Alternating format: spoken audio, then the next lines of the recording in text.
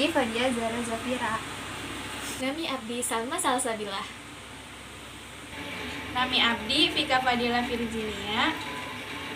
Nami Abdi Afifah Sita Dewianti. Ari kalian teh di imah ngapain bae?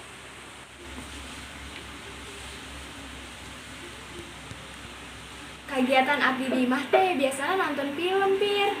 Kusabab Abdi resep dahar biasana Abdi masak di imah. Upami Abdi teh resep ngalamun bari ngagoler. Salma, anjeun ulang ngagoler bae atuh. Heueuh Sal, kudu banyak gerak supaya sehat. Atuh Abdi teh atos lami di imah bae. Bingung rek naon deui anu dilakukeun. Manehna resep ngarasa bosen teu lamun di imah bae. Heueuh, bener pisan. Nuhun, Abdi teh rasana hayang sakola deui. Irahanya pandemi ieu teh parantos rengse. Abdi oge hoyong hal-hal janten normal deui teu sapertos ayeuna. Abdi hayang pisan tiasa ulin jeung babaturan. Heueuh ih, parantos lami urang tepa-tepang. Ayeuna urang anu tiasa patepang secara tatap muka lewat video call. Terus Abdi oge hoyong tepang sareng anjeun, tapi kumaha deui atuh urang kedah nerapkeun protokol kesehatan.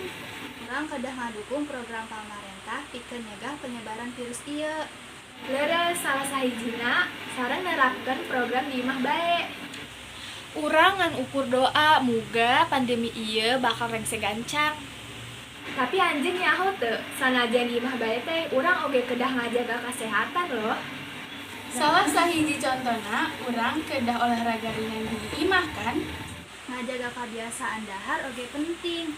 Anjeun tong hilap dahar di nafasna. Sareng paling penting teh anjeun kedah nginum seueur cai.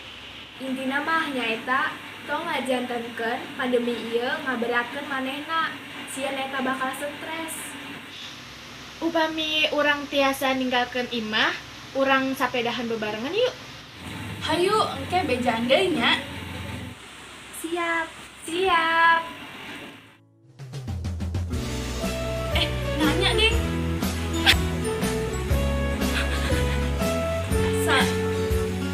Upami Abdi teh resep.